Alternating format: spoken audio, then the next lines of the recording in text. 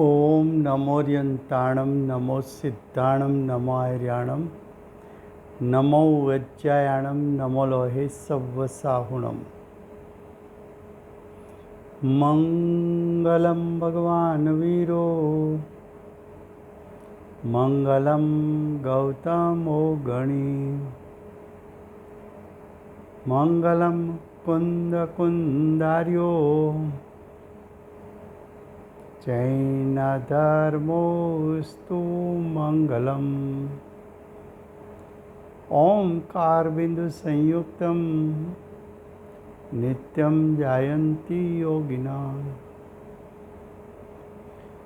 कामदं मोक्षदं चैव ओंकाराय नमो नमः। अहो उपकार जिनवरनो कुंदनो ध्वनि दिव्यनो जेन कुंद ध्वनि आप्या अहो आ गुरु काहननो।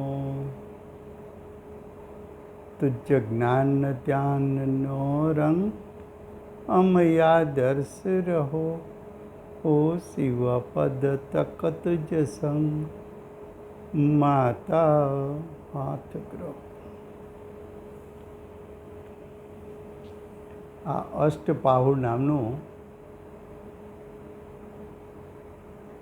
પરમ અધ્યાત્મ શાસ્ત્ર છે। ભગવત કુંદકુંદાચાર્ય દેવે ત્રીજું પાહુડ ચારિત્ર પાહુડની રચના કરી છે। ચારિત્ર પાહુડમાં આચાર્ય ભગવાન માંગલિક કરીને પ્રતિજ્ઞા કરી। પ્રતિજ્ઞામાં કહ્યું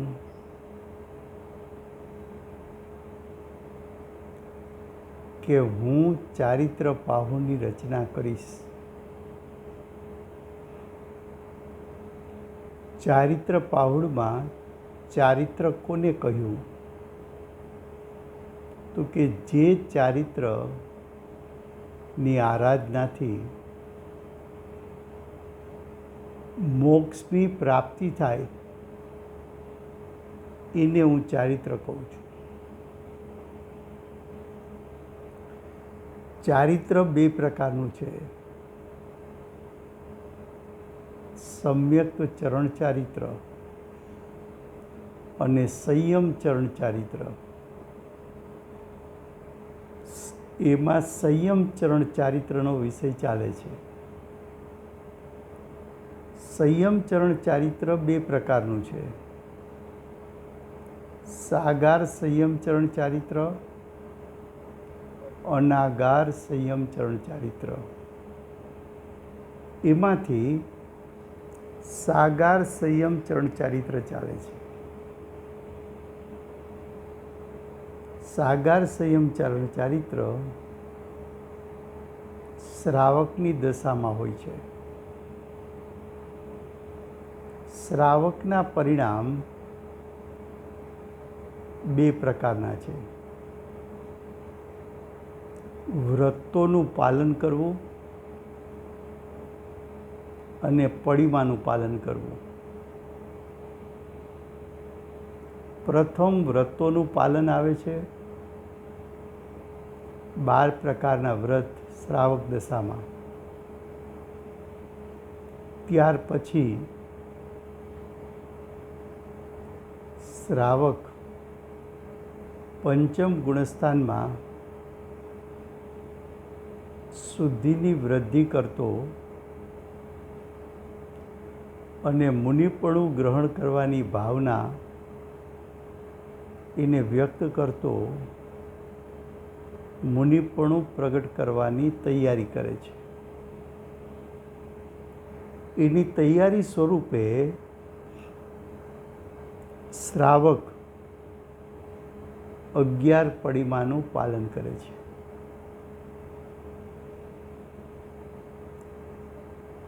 11 પડિમા એ શ્રાવકની વધતી જતી શુદ્ધતા છે.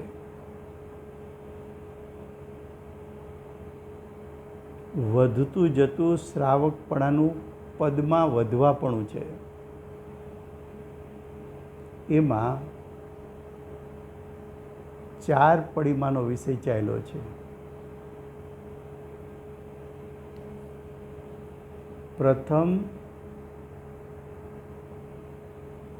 દર્શન પડીમાં, બીજી વ્રત પડીમાં, ત્રીજી સામાયિક પડીમાં, ચોથી પૌષદ પડીમાં, પૌષદ ઉપવાસ પડીમાં. હવે 5મી પડીમાં છે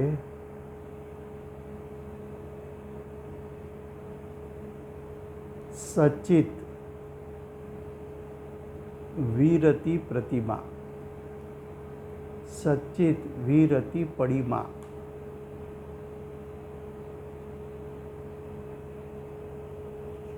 સચિત કહેતા જે પદાર્થોમાં સચિતપણું છે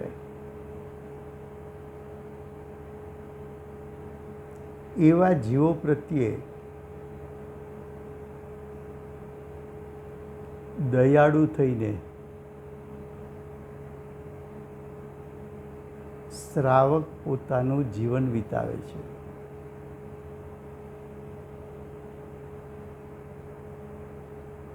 શ્રાવક જ્યારે નિર્વિકલ્પ દશામાં સ્વરૂપ અનુસંધાન કરે ત્યારે સેજે પરજીવો પ્રત્યે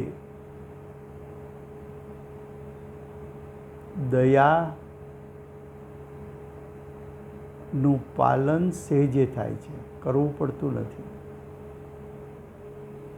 કેમ કે નિર્વિકલ્પ દશાના કાળે શ્રાવકને પરદ્રવ્ય પ્રત્યેનો અદયાનો વિકલ્પ તો છે નહીં અને વિકલ્પ ઉત્પન્ન પણ થતો નથી. દશા નિર્વિકલ્પ છે.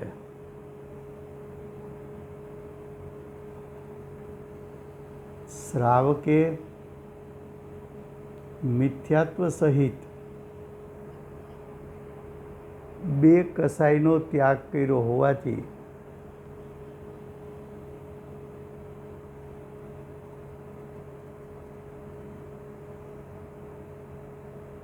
પરજીવો પ્રત્યે આધ્યાત્મિક દયા છે અને સ્વદ્રવ્ય પ્રત્યે પણ આધ્યાત્મિક દયા વર્તતી હોવાથી સચિત ત્યાગ પ્રતિમાધારી, સચિત વિરતિ પ્રતિમાધારી જીવ દયામૂર્તિ એટલે કે દયાળુ કહેવાય છે.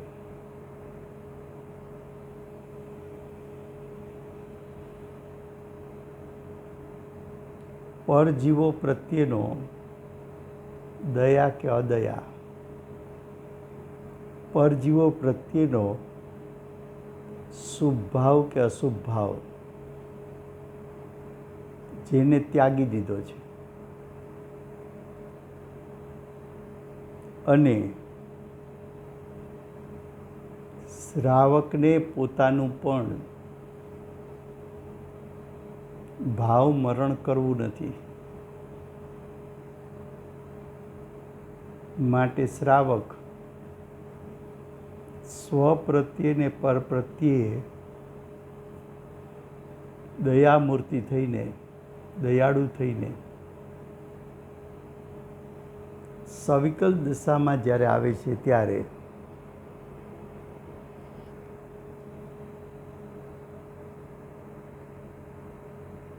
સચિત પદાર્થોનો ત્યાગ કરે છે. સચિત પદાર્થો એટલે વનસ્પતિના કાચા મૂળ હોય, ફળ હોય, શાક હોય કે એની શાખા હોય કે એના અંકુર હોય કે એની ગાંઠ હોય કે કંદ હોય, કંદમૂળ, ફૂલ હોય અને બીજ, એનો આહાર લેતો નથી, એને ખાતો નથી. તો જે જીવ નિર્વિકલ્પ દશા કરીને સ્વ પ્રત્યે ને પર પ્રત્યે સેજે દયા પાડતો હોવાથી દયા મૂર્તિ તો છે, પણ સવિકલ્પ દશામાં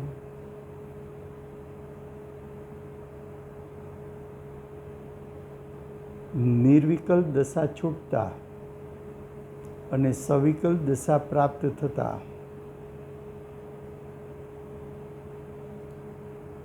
સમ્યક દ્રષ્ટિ શ્રાવકને સચિત ત્યાગ પ્રતિમાધારી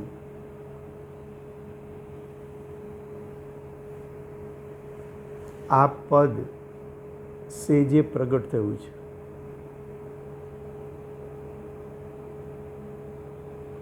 એ પદમાં રહીને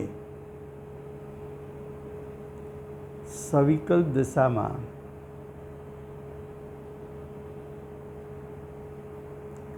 કાચા મૂળ, કાચા ફળ, કાચા શાક, કાચી શાખાઓ, અંકુરો, કંદ, ફૂલ કે બી એના પ્રત્યે કરુણાનો ભાવ હોવાથી અને જીવ હિંસાનું કારણ હોવાથી સચિત પદાર્થો પ્રત્યે વિરતિ એટલે ત્યાગ, સચિત પદાર્થનો ત્યાગ હોવાથી સચિત પ્રતિમાધારી બાહ્યમાં આટલા કાચા ફળ ફૂલ આદિ પ્રત્યે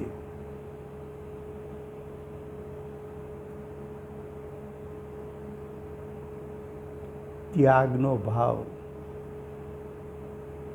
સવિકલ્પ દશામાં સેજે વર્તતો હોવાથી સચિત ત્યાગ પ્રતિમાધારી છે.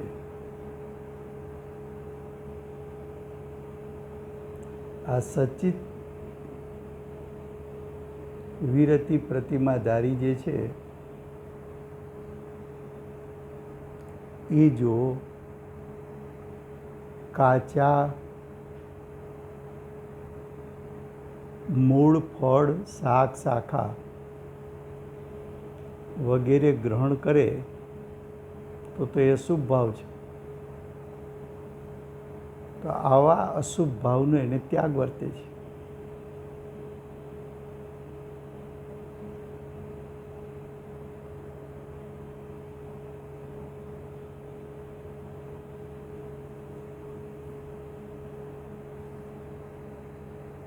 શરીરની ક્રિયા જુઓ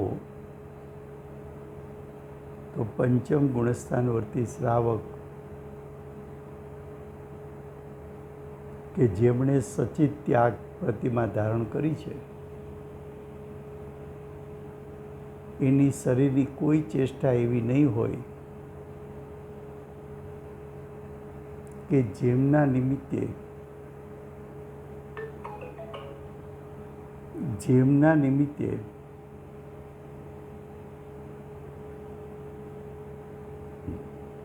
આવા કાચા ફળ ફૂલ આદિ એનો નાશ થતાં જીવ હિંસા થાય એવી શારીરિક ક્રિયા એમને હોતી નથી. બાહ્ય ત્યાગમાં આવા કાચા મૂળ, ફળ, શાક, શાખા વગેરે એનો એમને ત્યાગ વર્તે છે. જો એની એનો ભાવાર્થ, જે શ્રાવક કાચા કહેતા અપક્વ, અશુષ્ક, સચિત, અંકુરોત્પત્તિકારક મૂળ,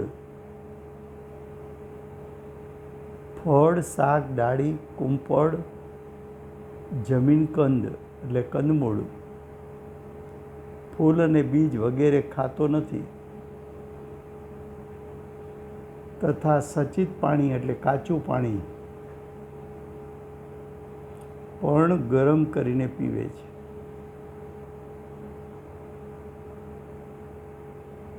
મીઠું એને પણ અગ્નિમાં શેકી અને તેને ફૂટી પીસીને વાપરે છે. તે દયાની મૂર્તિ સચિત ત્યાગ પ્રતિમાધારી કહેવાય છે.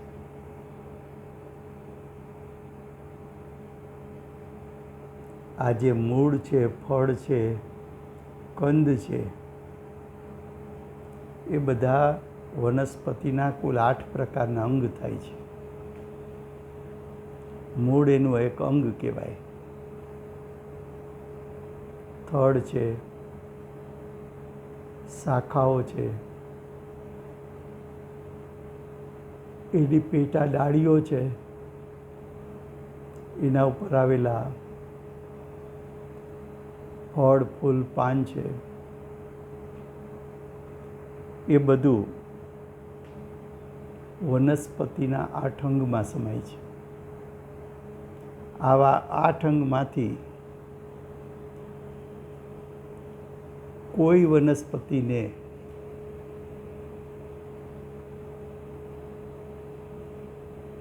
ત્રણ, 4, 5 વગેરે અંગ હોય છે. તેને સચિત ત્યાગી કાચા અપક્વ સચિત અવસ્થામાં ખાતો નથી. શું કીધું? સચિત વિરતિ પ્રતિમાધારી જીવ, સચિત કહેતા કાચા, અપરિપક્વ એવા ફળ ફૂલ આદિનો ત્યાગ કરી દે છે. તો આ થઈ સચિત પ્રતિમા. હવે રાત્રિ ભુક્તિ ત્યાગ. રાત્રિ ભુક્તિ ત્યાગ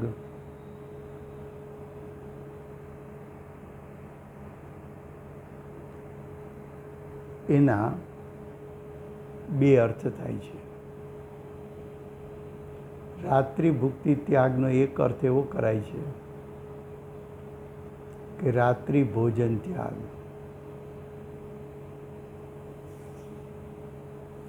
અને બીજો અર્થ એવો થાય છે કે દિવસ દરમિયાન સ્ત્રી સાથેના શારીરિક સંબંધોનો ત્યાગ. જુઓ, શ્રાવક છે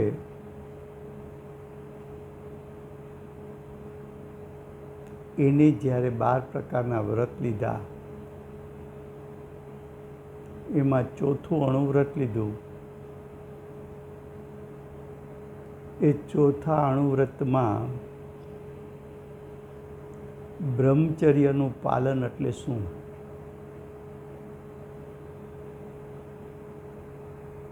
તો કે અંતરંગ બ્રહ્મચર્ય તો આપણને ખ્યાલમાં છે કે આત્મ સ્વભાવની મર્યાદામાં રહેવું,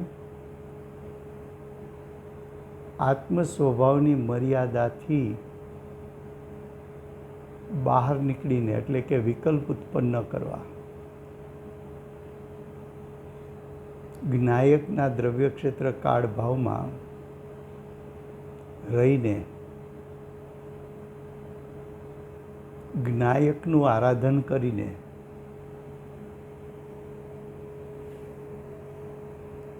સમ્યક દર્શન જ્ઞાન ચારિત્ર પ્રગટ કરીને નિર્વિકલ્પ દશામાં રહેવું એ બ્રહ્મચર્ય છે. હવે પંચમ ગુણસ્થાન વર્તી જીવ સવિકલ્પ દશામાં આવે ત્યારે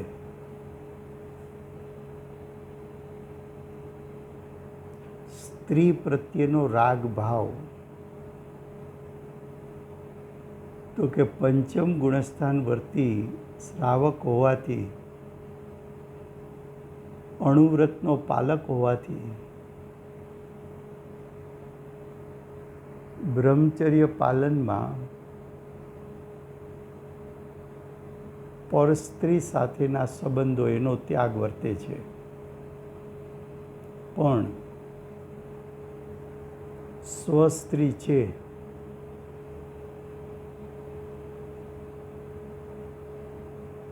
હવે સ્વસ્ત્રી સાથેના વ્યવહારમાં પણ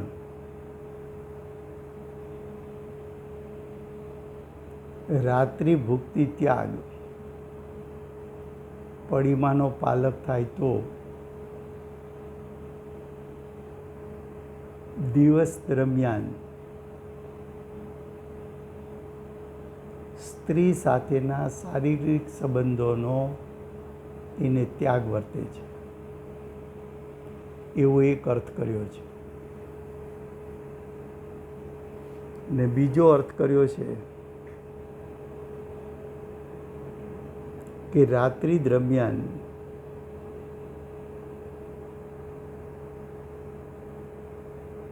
શ્રાવક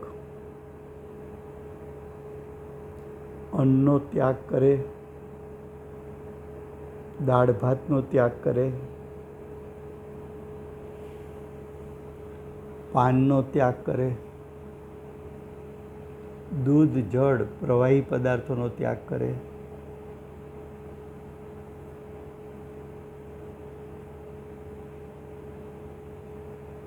ખાદ્ય પદાર્થમાં લાડુ પેંડા એટલે મીઠાઈ આદિનો ત્યાગ કરે, પ્રવાહીમાં રબડી, ચટણી, આમ્રરસ એનો ત્યાગ કરે અને રાત્રિ ભોજનને પણ ત્યાગે. કેટલાક આચાર્યો આ છઠ્ઠી પ્રતિમાધારી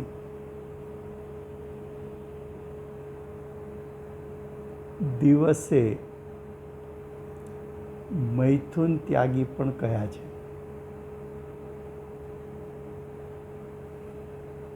એવા જીવોને દિવસે સ્ત્રી સાથેના શારીરિક સંબંધનો ત્યાગ હોય છે.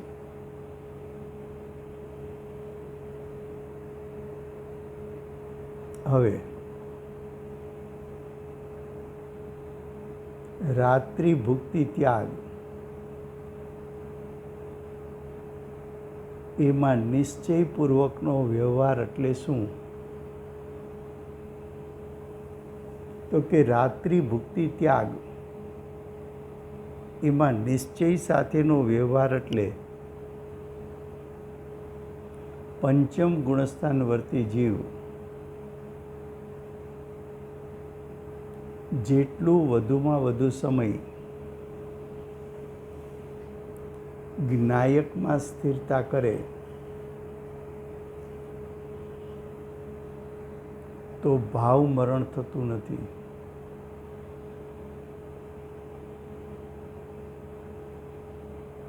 ભાવ મરણ થતું નથી માટે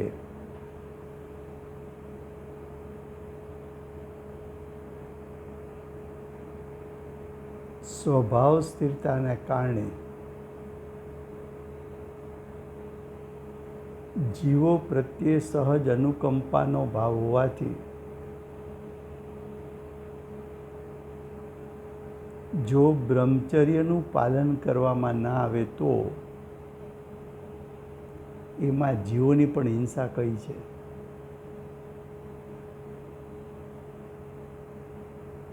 માટે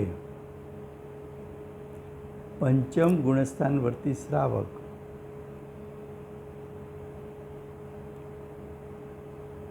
નિશ્ચય બ્રહ્મચર્યનો પાલક તો છે,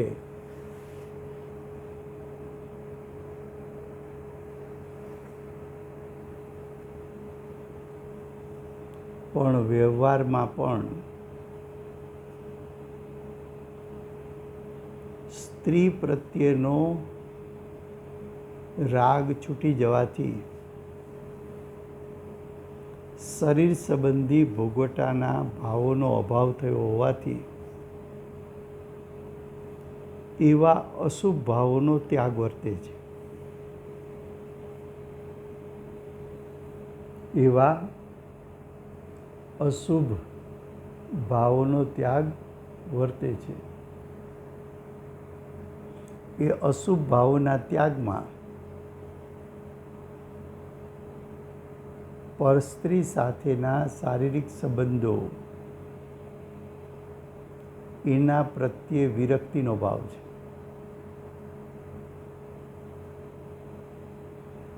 શરીરની ક્રિયા તરફથી જોવામાં આવે તો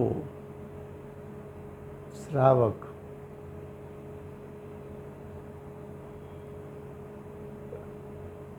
રાત્રિ ભોજનની ક્રિયા જોવા મળતી નથી.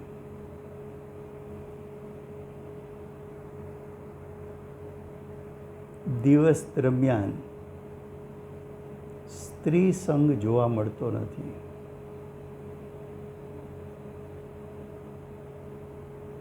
આ રીતે શ્રાવક નિશ્ચયપૂર્વક વ્યવહારમાં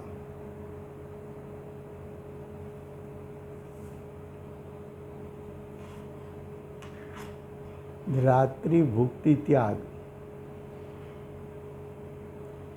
એટલે કે પ્રાણીઓ પ્રત્યે શ્લોક છે 142, એનો અન્વયાર્થ છે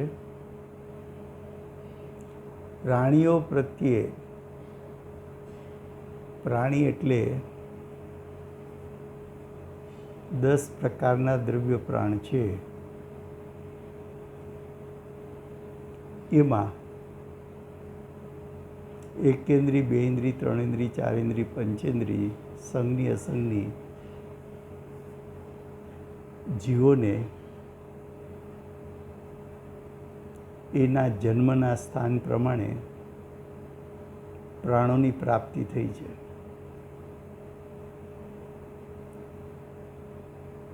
અંતરંગ પ્રાણ તો જીવની જીવત્વ શક્તિ છે. એ તો જીવત્વ શક્તિથી જીવ જીવે છે. જીવ પાસે ચૈતન્યમય પ્રાણ છે. જીવત્વ શક્તિ એક એ આત્માનો સ્વભાવ પણ છે. ભાવ પ્રાણ માટે ભાવ પ્રાણ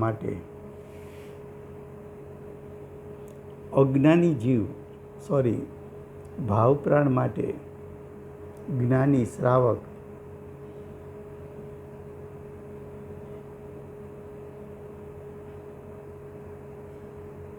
અનુભૂતિના કાળે આત્માની અનંત શક્તિઓ એનું યથાર્થ શ્રદ્ધા અને જ્ઞાન વર્તતું હોવાથી જ્ઞાની જાણે છે કે હું મારા ચૈતન્યમય ભાવ પ્રાણથી જીવું છું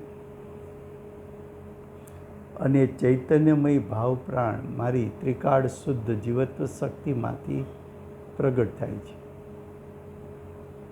એ જીવત્વ શક્તિ ત્રિકાળ હોવાથી મારો નાશ તો ક્યારેય થવાનો નથી.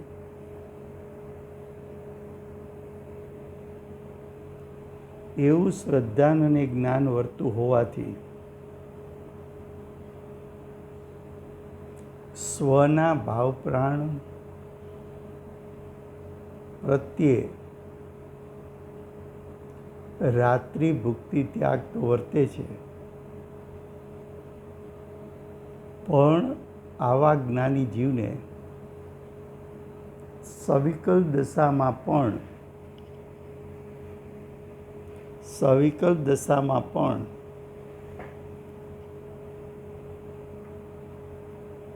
શ્રાવક દયાદ્ર ચિત્તવાળો થઈને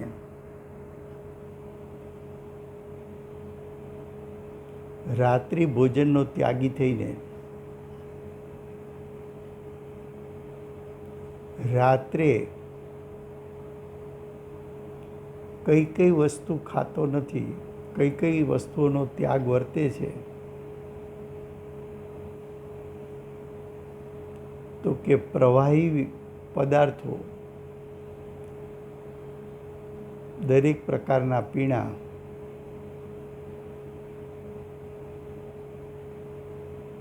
દાળ ભાત એટલે અનાજ,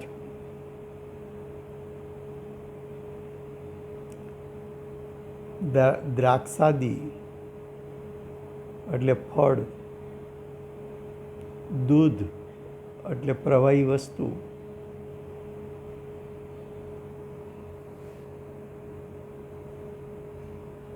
આવા પદાર્થો પ્રત્યે કરુણાવંત થઈને આ સર્વે પદાર્થનો ત્યાગ પંચમ ગુણસ્થાન વર્તી શ્રાવક કે જે રાત્રિ ભુક્તિ ત્યાગ પ્રતિમાનો પાલક છે, એવા જીવને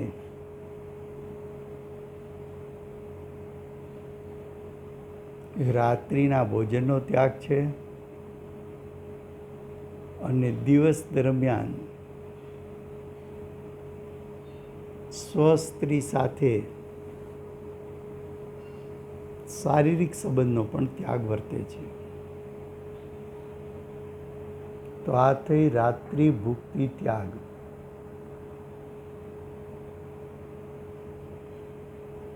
તો કોઈને એમ થાય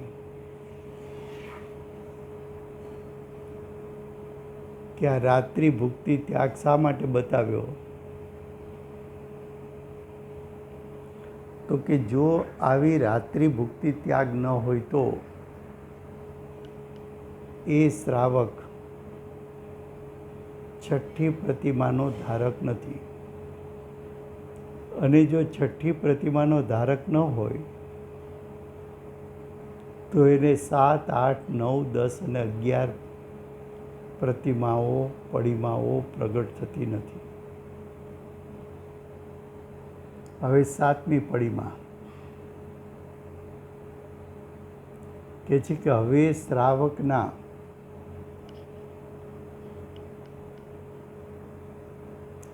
અબ્રહ્મ વિરતિ ગુણને દર્શાવીને કહે છે.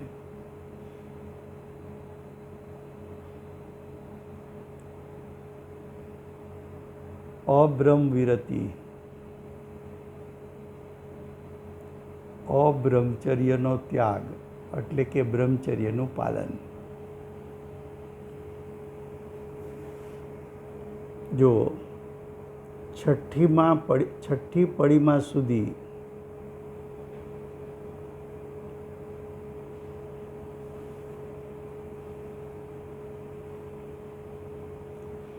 પરસ્ત્રી ત્યાગ છે, સ્વસ્ત્રી દિવસ દરમિયાનના સંબંધોનો ત્યાગ છે સ્વસ્ત્રી સાથે. પણ હવે બ્રહ્મચર્ય પ્રતિમાધારી થશે, 7મી પડીમામાં આવશે તો સ્વસ્ત્રી કે પરસ્ત્રી બધી સ્ત્રીનો ત્યાગ છે.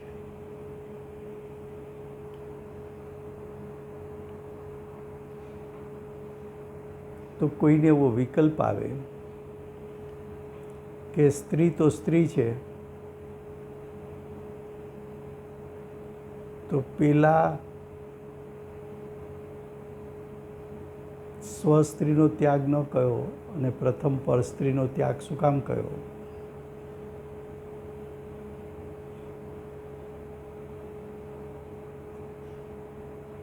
તો કે પરસ્ત્રીનું ગ્રહણ છે એ કસાયની તીવ્રતા બતાવે છે.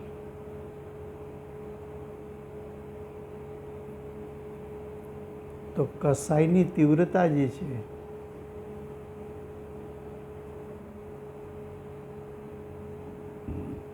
કસાયની તીવ્રતા છે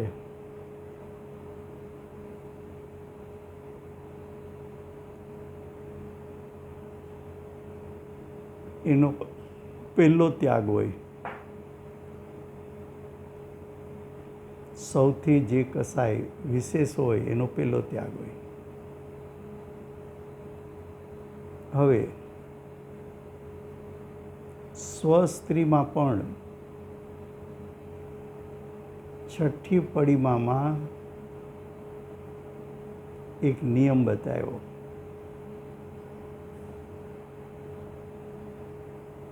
કે શારીરિક સંબંધનો કાળ કયો હોય છે, એવા કાળની મર્યાદા પણ 6ઠ્ઠી પ્રતિમાધારી તોડતા નથી. એ મર્યાદા તોડે તો 6ઠ્ઠી પડીમાં ન રહે.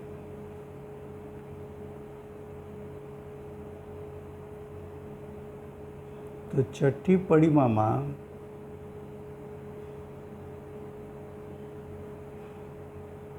પરસ્ત્રીનો તો ત્યાગ છે જ, શ્રાવકપણું છે એટલે, કારણ કે એ તો 12 પ્રકારના વ્રતમાં આવી ગયું. 4થું અણુવ્રત બ્રહ્મચર્ય અણુવ્રતમાં આવી ગયું કે પરસ્ત્રીનો ત્યાગ છે. સ્વસ્ત્રીમાં 6ઠ્ઠી પડીમામાં મર્યાદા બાંધી, સમયની મર્યાદા બાંધી, દિવસ રાત્રિ એમ બતાવે છે કે કસાય વધારે એટલો ઘટ્યો છે.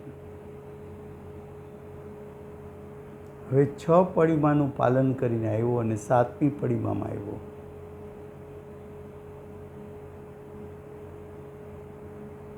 તેને બ્રહ્મચર્ય પ્રતિમાધારી કહ્યો. બ્રહ્મચર્ય પ્રતિમાધારી કહ્યો.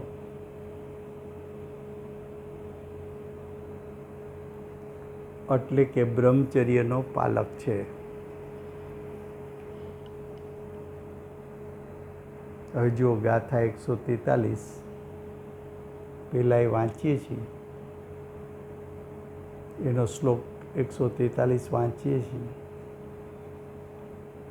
ત્યાર પછી એનો નિશ્ચયપૂર્વકનો વ્યવહાર કેવો હોય છે.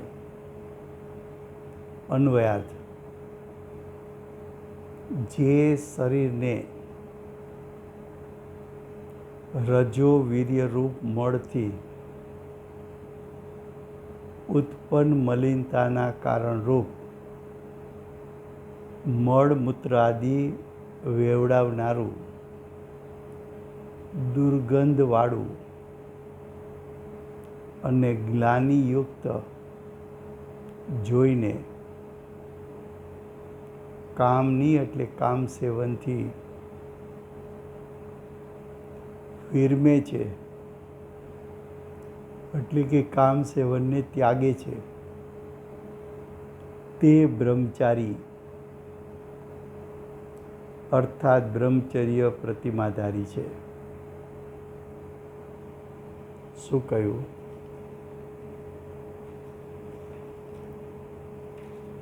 વર્ણન તો બહારથી કર્યું છે, પણ જ્યારે મોક્ષ માર્ગનું સ્વરૂપ સમજાવ્યું ત્યારે આપણે કહ્યું હતું કે 4 થી 12 ગુણસ્થાન સુધી સાધકને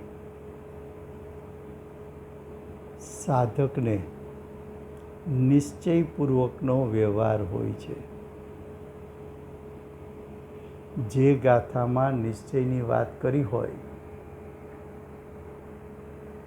તો ત્યાં વ્યવહાર પણ હોય છે. તો વ્યવહારનું વર્ણન પોતાની મેળે સમજી લેવું અને કોક શ્લોકમાં વ્યવહારની વાત બતાવી હોય તો ત્યાં નિશ્ચયથી પણ વાત કહેવા માગે છે એમ સમજીને નિશ્ચયનો અર્થ પણ સાથે સમજતો જવો. તો એ બ્રહ્મચર્ય પ્રતિમા એનું વર્ણન નેક્સ્ટ સ્વાધ્યાયમાં આવશે. અત્યારે સમય થવા આવ્યો છે.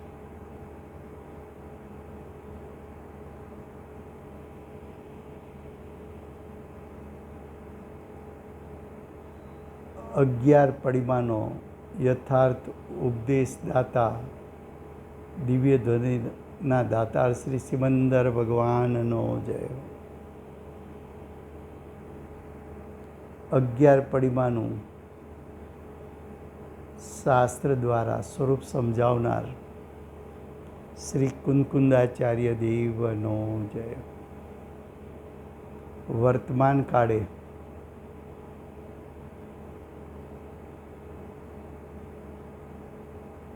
અગિયાર પડિમાનું સ્વરૂપ સમજાવનાર નિરતિચાર સમ્યક દ્રષ્ટિ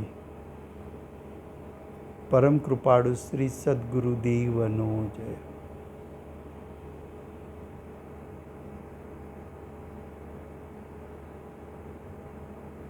પ્રસમ મૂર્તિ ભગવતી માતનો જય. જીનવાણી માતનો જય હો. પરમ દિગંબર જૈન ધર્મનો જય.